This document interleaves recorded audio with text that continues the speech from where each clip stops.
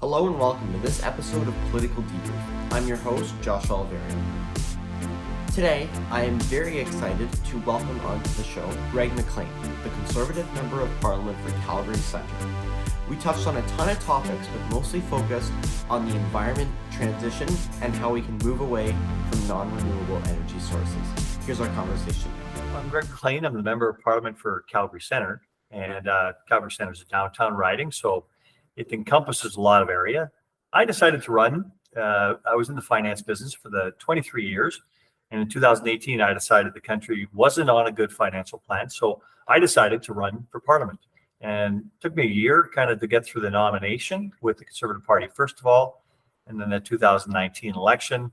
And everything's been a blur since then because it's been nothing but go, go, go.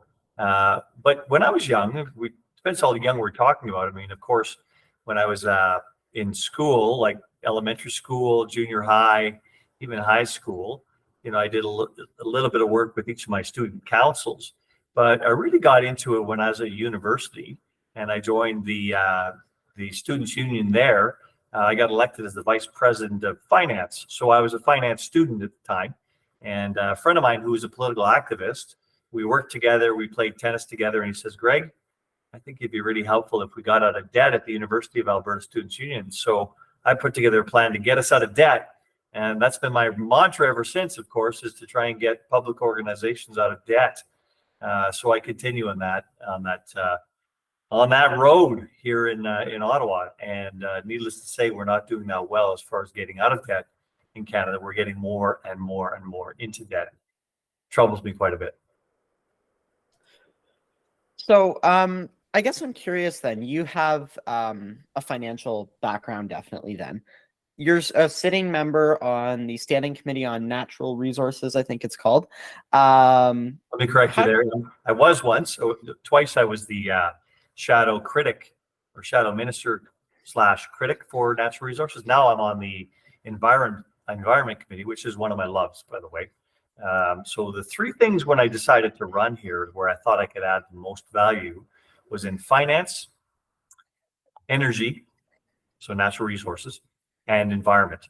I do know finance. I worked for 23 years in the finance industry. I've got a chartered investment management certificate, so I managed some significant money for some large organizations. And that's, other people's money that you're entrusted with. And it was a good career. And, then I thought I could add value in energy because a lot of people, you'd be surprised, don't understand the nature of energy, not just oil and gas, but energy itself. I think a lot of people think energy comes out of their wall socket, but it's an incredibly complex system that enables us to have the power we have on a regular basis delivered to our homes, for our heating, for our cooking, for our lifestyle, if you will. Everything we do depends on a great energy system. And the last one, of course, which I think ties in very well with energy, is the environment, because the two go hand in hand. We do extract a lot from the earth in order to sustain the lifestyles we have. And that requires some oversight and some government oversight to make sure that we're doing the right things, that we're not impacting the land and the air and the water more than we should, and that everything we're doing, we're trying to make as low footprint as possible, if you will. So those are the three areas where I think I add value. They also all connect together because if you think about it, energy needs to be accessible. Therefore, it can't just be for rich people, if you will. It's got to be for everybody. In order for it to work for society, it's got to work for everybody. Therefore, it has to be somewhat inexpensive in order to accomplish all the goals we have as a society. Work, research, personal uses, these are things that energy fulfills on a daily basis. And thanks for correcting me there. I even had that in my notes and I spoke wrong. So thank you for correcting me there and for that extra context. So you are a member on the Standing Committee of Environment and Social Development. Sustainable development. I'll get it right at some point, I promise. So, I think that many people are curious. I'd be curious to hear your thought. Because when we talk about environmental issues, we often think about climate change. I think that that's kind of the mindset right now.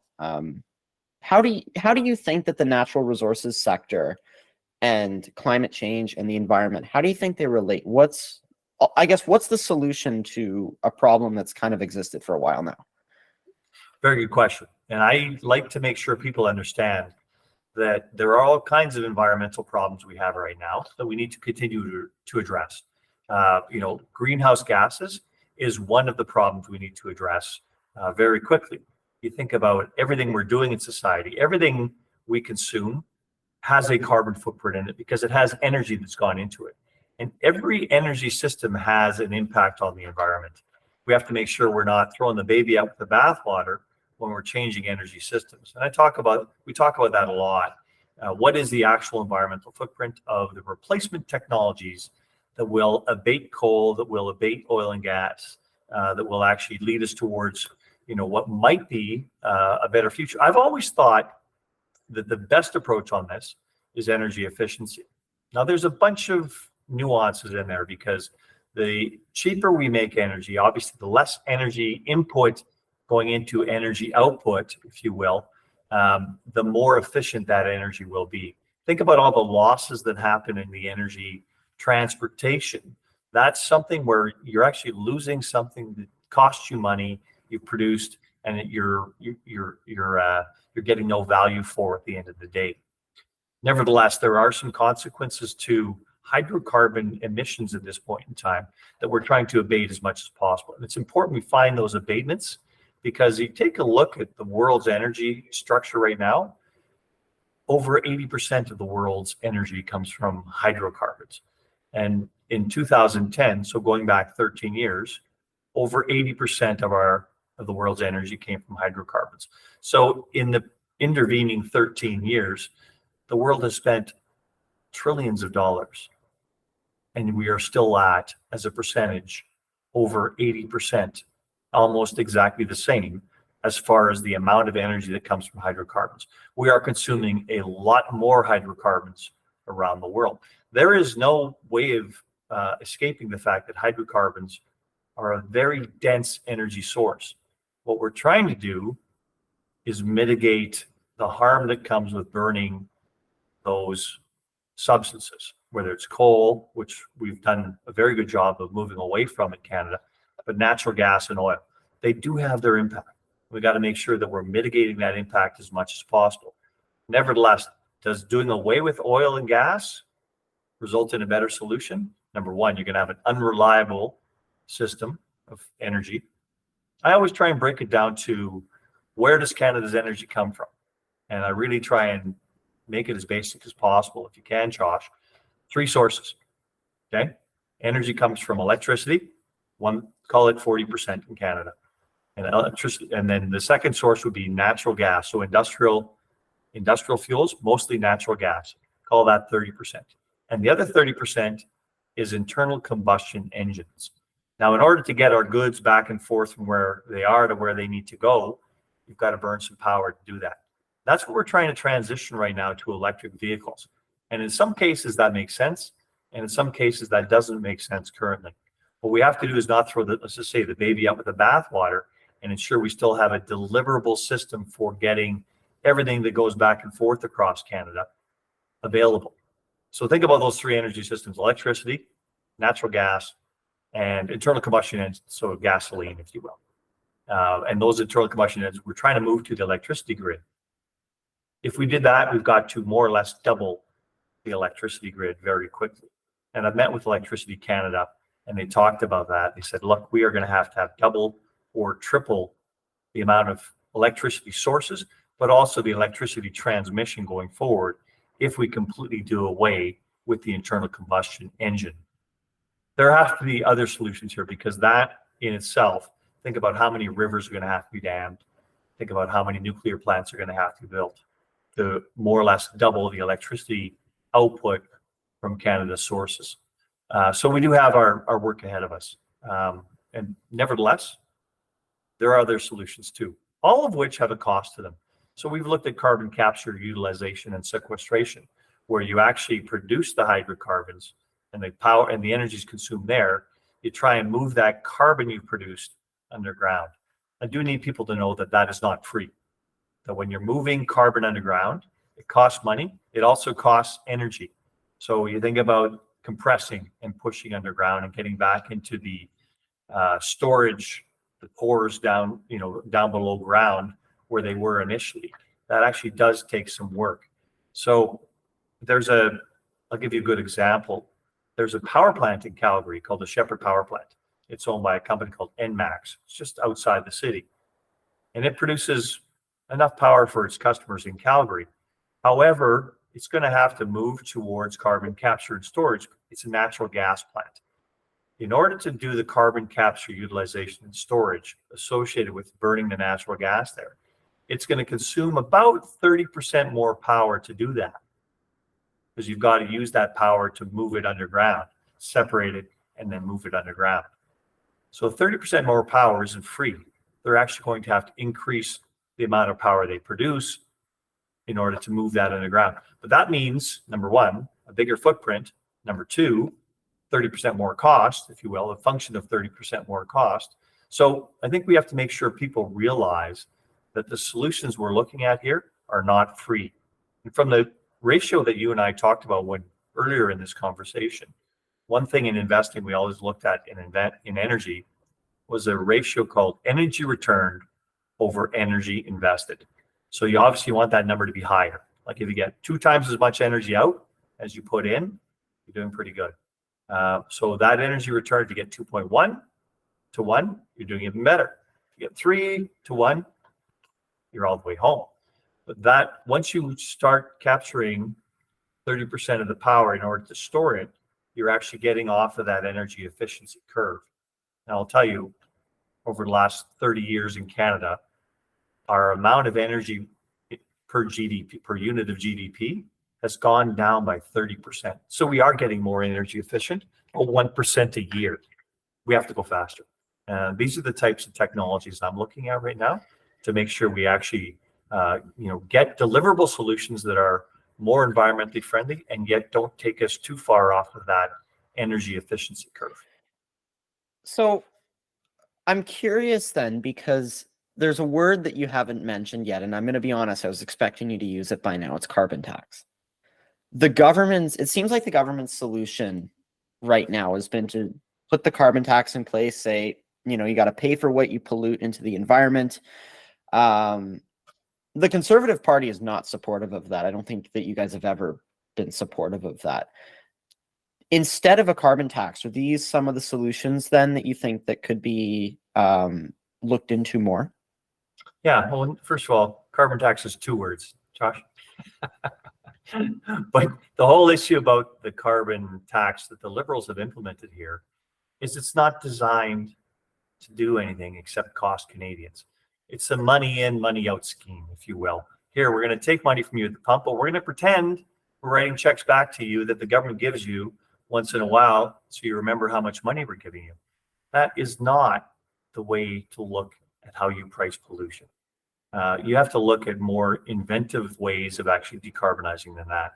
You take a look at Alberta, that has the country's first output-based pricing system for its large emitters, and that has been a real winner. And it's gone through a couple evolutions, but it's been a real winner as far as identifying the 60% of the carbon that comes from large emitters and actually putting a price on it for them. Of course, that price usually flows right through to the consumer at the end of the day, so it makes something more expensive to the consumer, no doubt about it, but it collects it better. It also sequesters the money you're collecting so that the government can, and it's got a bunch of mechanisms in Alberta where it has invested those funds into emerging technologies that are decarbonization technologies. When you're just collecting money for shuffling it back and forth like the government does with their carbon tax, you're not actually building on solutions. Alberta's output-based pricing system delivers solutions. And that's what we need to do. We need to look at these technological solutions. And I'm glad that the Conservative Party under my leader, Pierre Poilievre, we've actually looked at the green technology that needs to lead us out of where we are right now. And that's what we have to do. We've got to find those mechanisms to make sure we're paying for progress, not just spending money for the sake of spending money, but actually making progress on emissions without cutting the legs out from the producers in society. I'm curious, how do you think that, because how do you think this all affects young people? This like energy transition that we're probably going to go into, and the changing landscape of how we produce, use, and collect energy. How do you think this all affects young people? Well, very much. I mean, it's going to affect. We've seen the impacts of, if you will, the changing climate. Temperatures are going up. Let's not, let's land there. Temperatures are going up. The mean temperatures are going up. So that has a bunch of impacts around the world, including, if you think about it, in tidal areas, in Canada's north in particular, we're actually losing some biodiversity the way the tides come in. There are all kinds of effects that's having. What can we do about it? Well, number one, we're in a cake that's half baked. We've got to acknowledge that too, that things are warmer, particularly up north, and are going to get warmer no matter what we do here. We also have to acknowledge that everything we're doing doesn't matter unless we get China, India, and the other developing Asian and African economies towards more of the solution as well. And those solutions involve Canadian technology. Right now, you take a look at the amount of coal that's coming online in Asia and in Africa, and we've almost got completely off of coal in Canada. We've reduced it significantly. And yet that is the number one emitter of CO2, and they have expanded exponentially in Asia and Africa. Now, there's two sides to that story, because they do need energy to move their economies to the same stage where our economies have been in the developed world. So we can't just necessarily say, well, you can't develop anymore in the developing world. They want to catch up with what we have, if you will. So we are actually moving and costing ourselves more in the equation. You and I talked about this earlier. The thing about carbon, it's embedded in everything. It's energy embedded in every good you buy. That computer behind you, Josh, that's got a whole bunch of carbon in it. It's got a whole bunch of oil products, but the production of electronics in particular has a huge carbon footprint. A lot of that's going to be produced in Asia. We have offshored a lot of our production in North America towards Asian manufacturers because they don't have the same regulatory standards, they don't have the same environmental standards, and they don't have the same labor standards because their labor is not as advanced as ours is. As a result, we're importing more goods from those developing countries as they move their way up that prosperity chain, and we're still way ahead of them. The question is, how do we address the world's climate when those developing economies continue to emit large amounts of carbon, and we cut back and cut back and cut back? We're not only cut back on emitting carbon, but we're cutting back on our economy because we have those jobs by necessity move offshore. This is something we have to wrestle with. What are we accomplishing at the end of the day?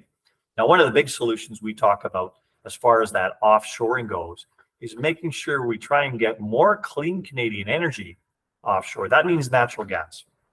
Natural gas has a 50% 50% of the carbon footprint that the coal it's going to replace in Asia. It's twice as expensive, if you will, to get it all the way there, but the impact it has on the environment, for the world's environment, not for Asia's environment. You have to remember there's no envelope around Canada that says, hey, what you produce here is only going to affect the environment here. We get affected by the environment, wherever it's produced around the world. The world is warming. It's not warming because of just what happens in Canada. So find the big solutions here that are going to get the big numbers down. And I think LNG is one of those big solutions, and we're doing our best to try and move this government to the table to say, it doesn't matter what you measure here, it matters what you measure around the world. So get towards those big world solutions, not your parochial local solutions that aren't affecting the world that much. Find the bigger solutions and move there as quickly as possible. All right, I'm running really short on time, so let's do a quick rapid fire round, and then I'm going to ask you my last question. All right? All right. First question. Would you agree that a small managed federal deficit is okay? I would agree that deficits are okay in the short term. I think that every government should figure out how to balance their own books.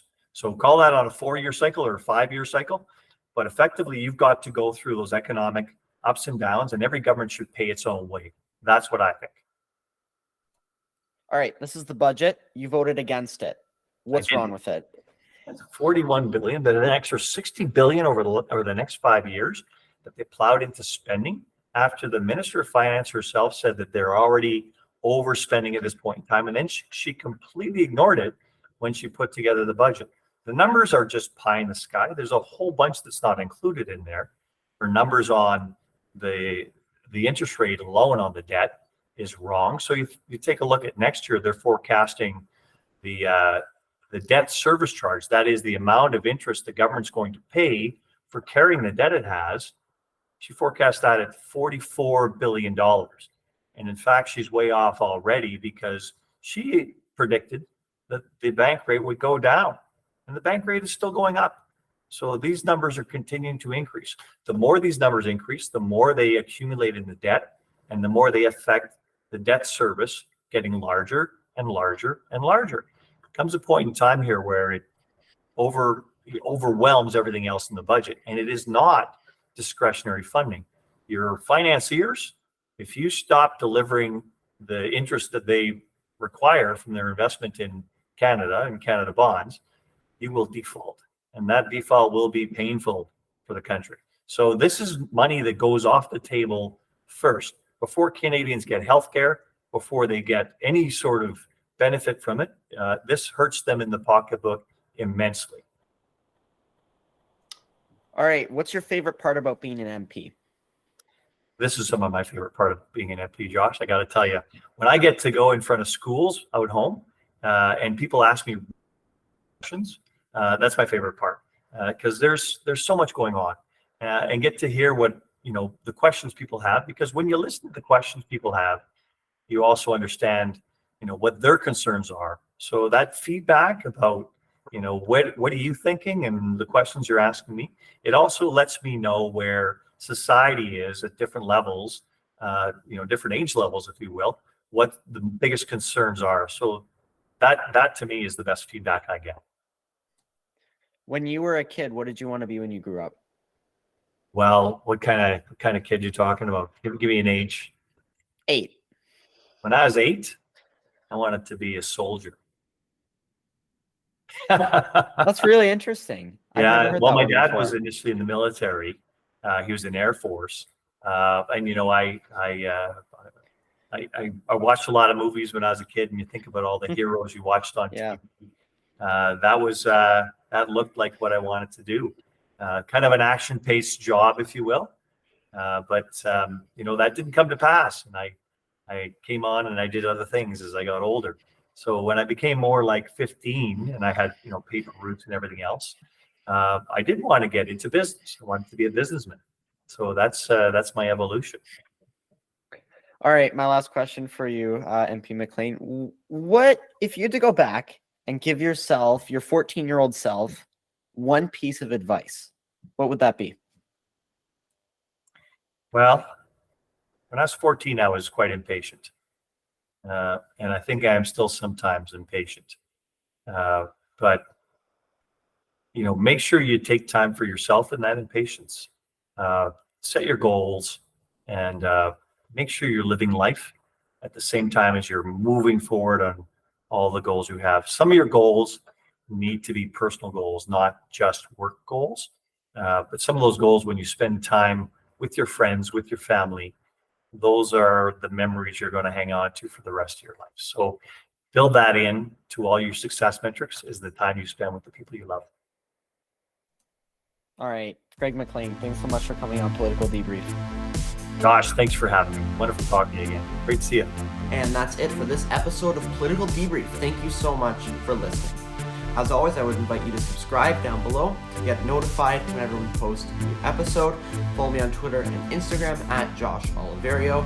And you can also sign up down below to our email list so you can get an update whenever we post a new episode.